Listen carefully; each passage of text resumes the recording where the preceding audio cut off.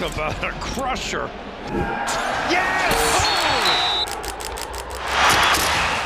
Are you kidding me? And gone.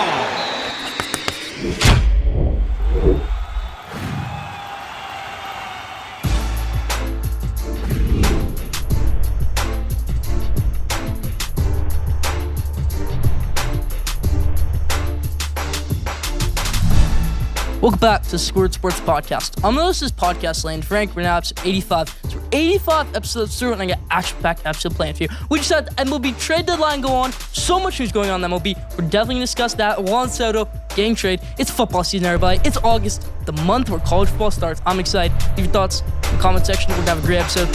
Stay tuned. We'll start for episode 85. How we always do with our headlines in the MLB. We have a huge day in MLB, everybody. This was the MLB Trade Deadline, MLB trade season, and I'm going to start out with Josh Hader getting traded to San Diego Padres. Yes, the best reliever in baseball the past 4 seasons in baseball got traded over to San Diego Padres for Taylor Rogers, Dinelson Lamet, and that's about it. That's such a steal for San Diego Padres. Now Josh Hader not having his best season, still has the most saves in MLB, but his ERA is up there. But for the first month and a half of the season, Josh Hader had a 0.0 ERA. Josh Hader's going to get things figured out with the San Diego Padres. San Diego Padres, AJ Preller. I'm going to praise you later. Some other moves you made today, but just crazy stuff right there. But another move the Padres made, getting the sensational talent. Getting the future of baseball. Getting what could be the greatest player of all time when it's all said and done. Yes, you heard me correct right there. Juan Soto, a San Diego Padre now, and Josh Bell. Padres made moves, everybody. It's wild to see, everybody. It's crazy. Okay, San Diego Padres are immediately World Series contenders. When Fernando Tatis Jr. comes back, when Manny Machado is fully healthy, when you have Juan Soto in that lineup, that's going to be your first 3 players in that lineup. That's a 3-headed monster. That's the best big 3 in the MLB. I don't care what you put out there. That's the best big 3 in the MLB. Manny Machado is having one of his best seasons of his career, one of the most consistent seasons of his career. Juan Soto is the most consistent player in the sport. Fernando Tatis Jr., one of the best power hitters in the sport when he comes back.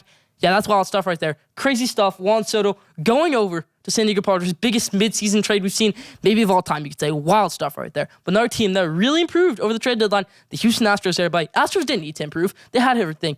But they got Christian Vasquez, which was a great deal. They didn't give up much. They got Trey Mancini. That's another great deal. They got some good bullpen arms. They traded Jake Odorizzi for Will Smith from the Braves. Will Smith, good relief pitcher, and they gave him another relief pitcher, Jake Odorizzi. Will Smith having a better season than Jake Odorizzi. Good trade right there for the Houston Astros. Dusty Baker and his squad getting things done. Good trades right there. Improving their team. Trying to catch the New York Yankees. New York Yankees tearing things up right now. But they made moves too. They got Andrew Benintendi, who's tearing things up. He's going to torch his former team, the Boston Red Sox. Yeah, Red Sox definitely gave up too early on Andrew Benintendi. Benintendi had a rough season last year with the Royals. Comes back this season. Bats 300. Yeah, Andrew Benintendi is that type of player. Playing elite right now on that New York Yankees squad. Yankees also got Frankie Montas and Lou Trevino. Just crazy pickups right there. Lou Trevino, a good bullpen arm. Replacing Michael King, who will be out for the rest of the season. And they got Montas to add to their rotation, everybody. They gave up Jordan Montgomery, which I'm going to talk about later. The Yankees really improving, everybody. Now, a player who didn't get traded, but I want to talk about right here, Austin Riley, everybody. From the beginning of the season, I said Austin Riley is a dark horse for MVP, and boy, has he been one. Second most home runs in the NL, tearing things up. Kyle Schwarber's number 1 right now, still tearing things up. Austin Riley could be up for MVP over Paul Goldschmidt, over Pete Alonso, over Kyle Schwarber. Yeah, Austin Riley, that type of guy, gets his 10-year extension, $212 million.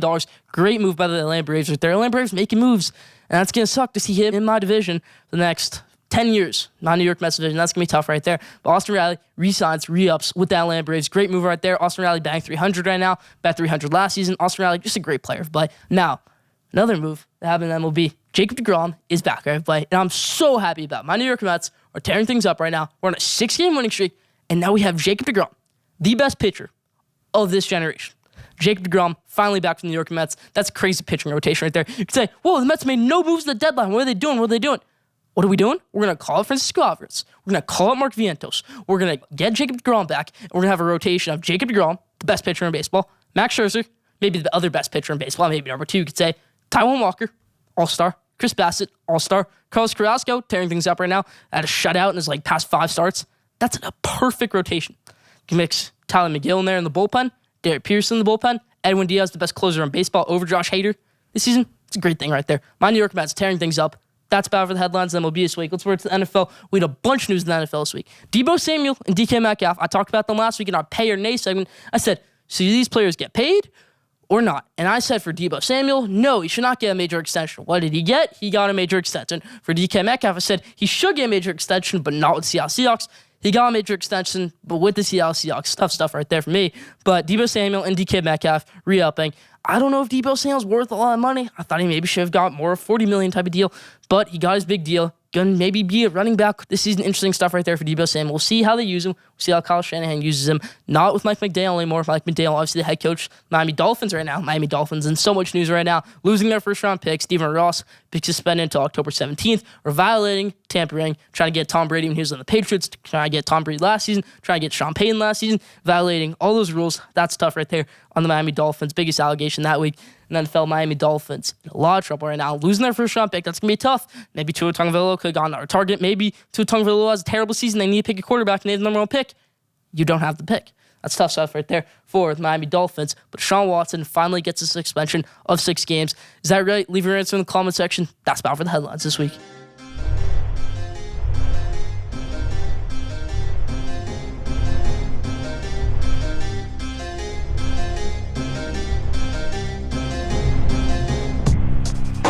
Now, I want to talk about my take of the week right here. And it's about an MLB team who's the worst organization in sports. It used to be my New York Mets, made the worst organization in baseball. The worst organization in sports right now is my division rival, the Washington Nationals. Everybody, let me explain to you why. You could say, Washington Nationals won a World Series in 2019. How can they be the worst organization in sports? Their star players in that team were Juan Soto, Steven Strasburg, Patrick Corbin, Max Scherzer, Trey Turner, and Anthony Rendon. 0 of those players are on this team right now. Oh, and Josh Bell, no longer on that team. That's tough stuff right there. That is not a good team in any possible way this season. Steven Strasburg, who they decided to re-sign after that World Series run, how's he doing right now? No, his career's probably over. He's probably never going to pitch another game in the MLB. Never. Anthony Rendon, who they could have re-signed, they didn't, and now Anthony Rendon is having injuries, but if Anthony Rendon re-signed with the Washington Nationals, maybe he would have been better, maybe he would have kept up his pace. Anthony Rendon, one of the best, most consistent hitters of his time, you could say, the past decade. Anthony Rendon was that type of guy. Not anymore with Los Angeles Angels. Tough stuff right there. But Anthony Rendon was that type of player. Max Scherzer and Trey Turner. Last season, they said, oh, these are 2 of our best franchise players of all time. What do we do with them? Let's trade them in the same exact deal. No, you don't do that. You don't trade your star players in the same exact deal. The deal they got for those 2 players last year, they could have got all of those prospects, every single player in that deal, just for Max Scherzer. But they didn't. They traded Max Scherzer and Trey Turner for all those prospects when they could just trade Max Scherzer, and they could have got so many more prospects for Trey Turner if they just did 2 separate deals. I really don't get why they did this, everybody. And now this season, you see Juan Soto and Josh Bell. They're 2 best players. Josh Bell having an amazing season. Same with Juan Soto. Juan Soto's generational talent. And they decided to trade Juan Soto and Josh Bell in the same exact deal. Why? I think they could have got Juan Soto. I think they should have traded Juan Soto. And they still could have gone every single prospect they got. But they also gave up Josh Bell, which was not needed. You did not need to get Luke Voit. Luke Voit is not ever going to play a game in the Washington Nationals uniform after the season. And you know that's a fact. Just tough stuff right there for this Washington Nationals team. Mike Rizzo, one of the worst GMs in baseball, you could say. They let Bryce Harper walk without even giving him an offer. Just tough organization, everybody. They gave their last leg to win that World Series. And congratulations, you won a World Series. The last time my New York Mets won a World Series was 1986, and you won one in 2019. That's pretty recent, everybody. But after that, you've been the worst run organization in sports. Not the Sacramento Kings. Not the Miami Dolphins. Not any other sports team. The Washington Nationals, everybody. Maybe move back to Montreal. Maybe that's a move. I really don't know. That's my take of the week. Leave your thoughts in the comment section.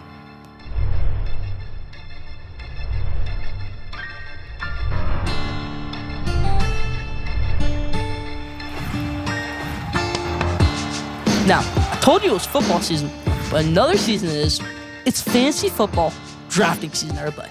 Yes, fantasy football drafting season. I'm going to give you all the details you need to know. My top 5 players for fantasy football this season. So if you have a top 5 pick in your league, consider taking these 5 players. Let's hop into it. Number 1, it shouldn't be debated at all, the reception king, the yards king, Cooper Kupp. Cooper Kupp, most yards in NFL history in his season last season, one of the most receptions in his season last season. He's going to come back even hungrier this season. Yes, Cooper Kupp maybe won't put up the same exact yards numbers. He's not going to put up that exact same season as he did last season because they're not out to prove as much anymore. They won the Super Bowl last year, but you better know. Rams are trying to repeat. Cooper Kupp trying to repeat. He's one of the most intelligent football players on that field. You heard that interview he had last season where he was like, yeah, they broke down the fire zone, everything like that. Yeah, Cooper Kupp, best player in fantasy football season. No debate that. Number 2, It's going to be a bit of a shock right here. It's Chargers running back Austin Eckler. If he can stay healthy, he is him. He is the number 2 player for fantasy football. You'd say CMC this, CMC that. No. Austin Eckler over CMC. CMC will get hurt this season. He will miss a game. He will. I promise you that. If he doesn't, then he's number 2, but I think he will. Austin Eckler can get you those. We're going off PPR here. This is a straight PPR league right now, points per reception. Austin Eckler can get you those receptions. He can get you those receiving touchdowns. He can get you those rushing touchdowns. I'm going Austin Eckler number 2. If I have the number 1 pick in my fantasy football draft, I might even consider taking Austin Eckler at number 1. Austin Eckler, number 2 right now, though. Number 3, Deebo Samuel, everybody. Deebo Samuel re-signs. Contract extension, maybe still out. Had a little bit chip on his shoulder right now, but we'll see how they use him. Could use him in the run game, get a lot of touches there. Could use him in the receiving game, get a lot of touches there. Trey Lance is going to try to rely on Deebo Samuel, these type of guys. Last season, Trey Lance made his starts. Deebo Samuel had a rushing touchdown in both of those games. Thing to watch out for right there. Deebo Samuel, number 3. Number 4, Christian McCaffrey, everybody. Christian McCaffrey, if he can stay healthy, this guy's the best player in fantasy football. I don't think he stays healthy. Number 4, Christian McCaffrey. Number 5, Jonathan Taylor, everybody. Jonathan Taylor is going to start the season amazing, and then he might get hurt because the burnout from last season to this season, running backs aren't going to last too long. They're bound to get injured. Derrick Henry, bound to get injured, got injured last season. Christian McCaffrey, bound to get injured, got injured last season. Jonathan Taylor could be coming up for him, but if he doesn't, he's number 5, Jonathan Taylor, 5th best player in fantasy football. And I want to throw one honorable mention in there. The best quarterback for fantasy football, Lamar Jackson, everybody. Chip on his shoulder, has the highest probability rushing touchdown and a passing touchdown. And again, Lamar Jackson is that guy. Had 56 points in one fantasy football game last year. Lamar Jackson is that guy. That's about my top 5 this week. Leave your thoughts in the comment section.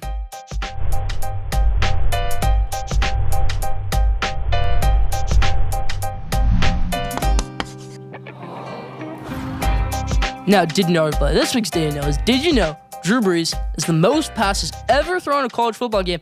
83. He was at Purdue. 55 of those passes were completed. I think if Drew Brees threw 83 passes in his last season in the NFL back in 2020, I think his arm would fall off. Yeah, Drew Brees, 83 passes. He did that when he was in college. If Drew Brees did that nowadays, I don't think it would go the same way. Drew Brees, 55 out of 83 passes. Most passes ever thrown in a college football game. He was at Purdue. Didn't know that? Leave that in the comment section.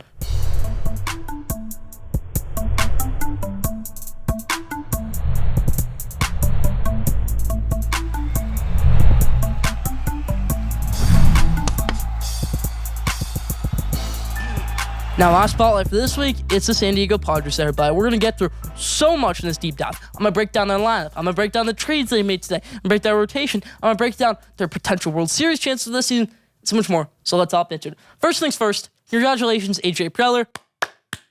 Congratulations, San Diego small market, pretty much, getting these star players. Yes, they have Fernando Tatis Jr. now, $330 million contract. They have Machado, $300 million contract. They're going to sign Juan Soto, $400 million contract, whatever it might be.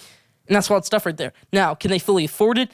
I think so. They just give up Eric Hosmer and Luke Voigt. Those are 2 massive contracts in and of itself right there. I think Josh Bell might be a rental for this team, but hey, if you can help them win a World Series this year, then that's amazing. But we're going to talk about all this right now. Let's hop into it. Can the San Diego Padres win the World Series this season? I'm going to say yes. I think that right now, if I had to pick a team to win the World Series, I would pick the San Diego Padres. They're so consistent. I was saying from the start of the season that San Diego Padres were a better team than the Los Angeles Dodgers, even though they didn't have the better record. Because in the long run, they had the better pitching staff. They might have the better lineup. I thought they were the better team. Now you mix in the best reliever in baseball of the past 3 seasons, Josh Hader. You mix in maybe the best pitching staff in MLB behind the Mets, and you mix in probably the best lineup in MLB. That's crazy stuff right there. Let's talk about it really quick. I think that they could be this year's Atlanta Braves. Last year's Atlanta Braves, second in their division at this time after the trade deadline. They traded for Jock Pearson. They made some more moves. Guess what happened? They won the World Series without their best player, Ronald Acuna Jr.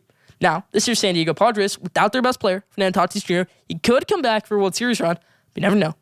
They're in second in their division right now, and they could win the World Series. They're this year's Atlanta Braves. If you were trying to pick a team, it could be this year's Atlanta Braves. Oh, it could be the Red Sox. It could be the Phillies. It could be this team. It could be that team. It's the San Diego Padres. It's not even up for debate anymore. San Diego Padres are this year's Atlanta Braves, and they could win the World Series. Could they beat the Atlanta Braves in the playoff series this season?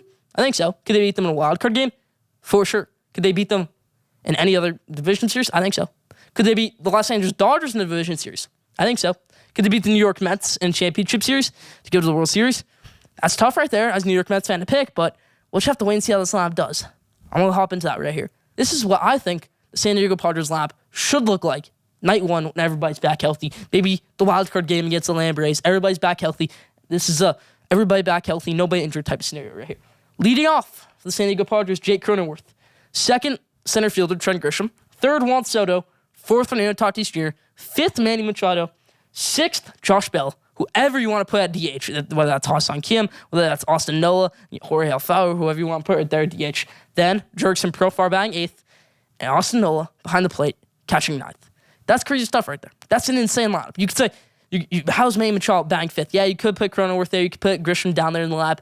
But I think this is a perfect lineup right here for the San Diego Padres. I think this is a championship-winning lineup. Now, this is what their bullpen and starting rotation could look like. Let's start with their starting rotation. Their starting rotation could look like Ace Joe Musgrove, one of the best pitchers in baseball this season. Yu Darvish, one of the best pitchers in baseball this season. Sean Manaea, one of the best pitchers in baseball this season. Cy Young winner Blake Snell in this rotation. And All-Star Mike Clevenger in this rotation. That's a wild rotation right there. That's one of the best rotations in baseball, maybe behind my New York Mets. Mix in Josh Hader into that bullpen. That's crazy stuff right there. That's amazing, right? Potential right there. That's championship potential. Congratulations, AJ Preller, San Diego Padres GM. Bob Melvin's going crazy right now. He said, whoa, I have a player who's making over $10 million. I'm no longer with that Oakland Athletics. This is amazing right here. Yeah, Bob Melvin, congratulations. San Diego Padres fans, congratulations. I need to go to another game at Petco Park to see this lineup. This is crazy stuff right here. Leave your thoughts in the comment section. Are San Diego Padres World Series champions at the end of the season? Do you think so? Leave your answer in the comment section.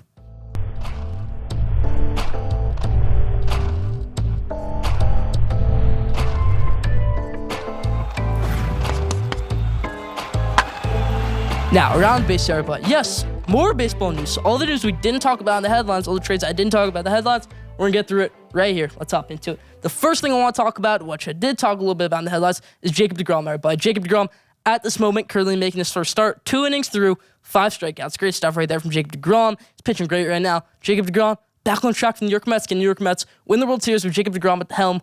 We'll just have to wait and see. But Jacob deGrom, Jacob DeGoat, you could say the best pitcher in baseball, in my opinion. Jacob deGrom, back in the mound for the New York Mets, back in the mound for baseball. Great news for baseball. You can be mad at the Mets all you want for not making moves at the deadline. They can call Francisco Alvarez. They can call Mark Vientos. They can call Brett Beatty.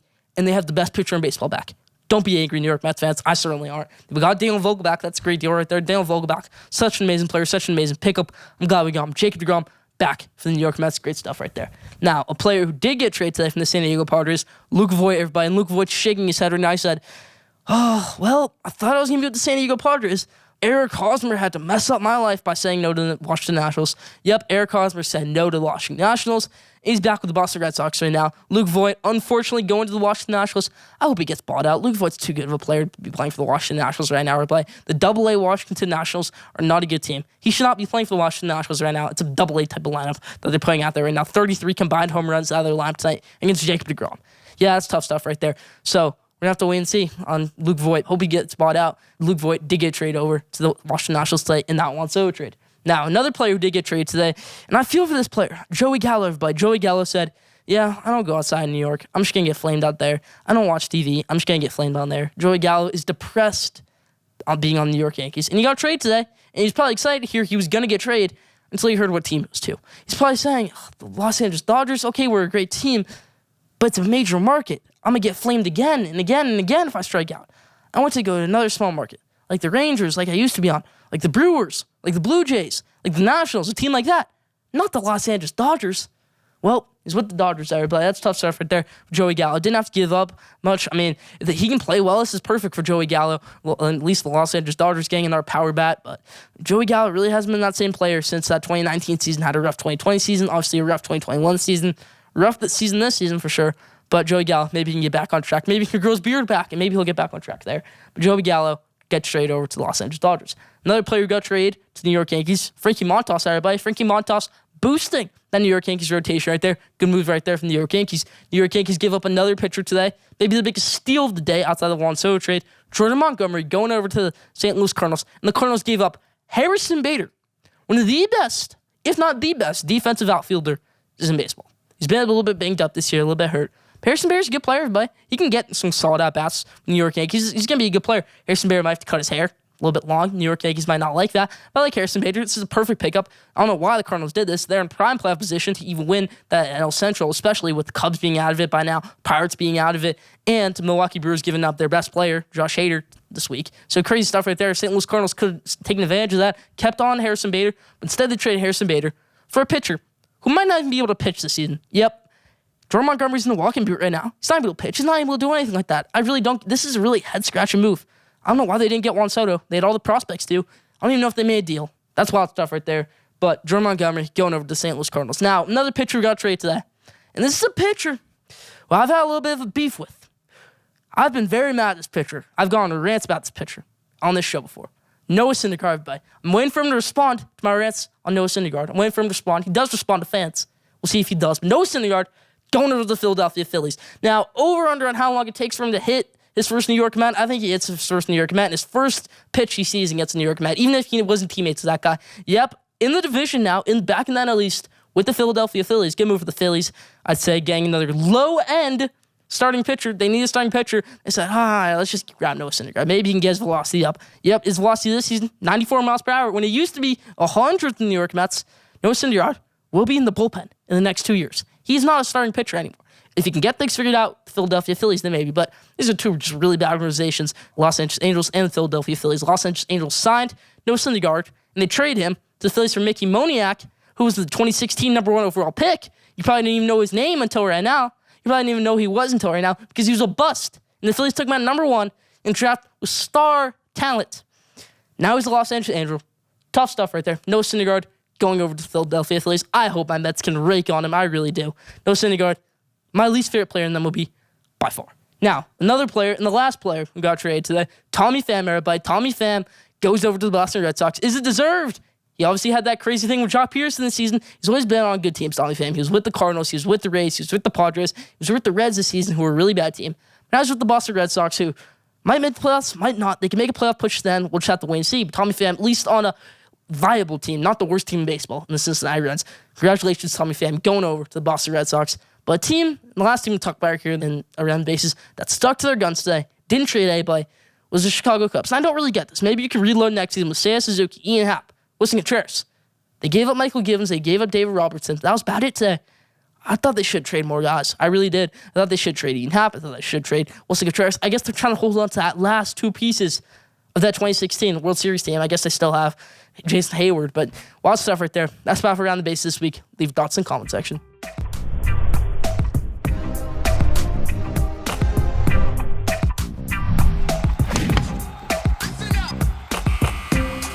Now, at the buzzer, I'm going to talk about one of my other favorite teams, my favorite team in the NFL, New York Giants, everybody.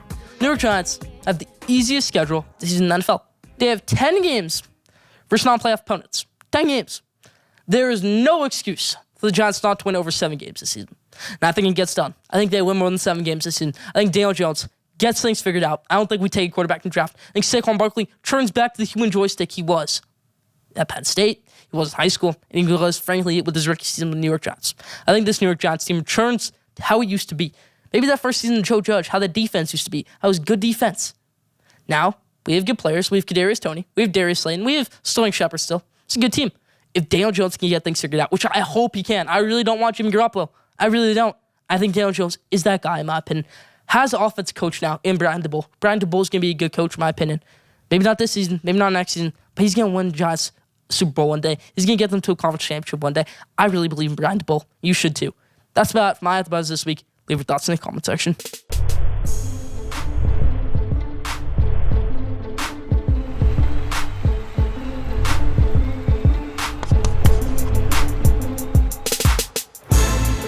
Now, the best last question, this week's question today is, what was the bigger in-season trade? James Harden getting traded from the Brooklyn Nets over to the Philadelphia 76ers, or Juan Soto getting traded from the Washington Nationals to San Diego Padres? Both superstar players getting traded mid-season, which you don't see very often. Leave your answer in the comment section. Before I go into the outro of this episode, I want to issue a challenge to Noah Syndergaard right here. Come on this show, and I'll debate you.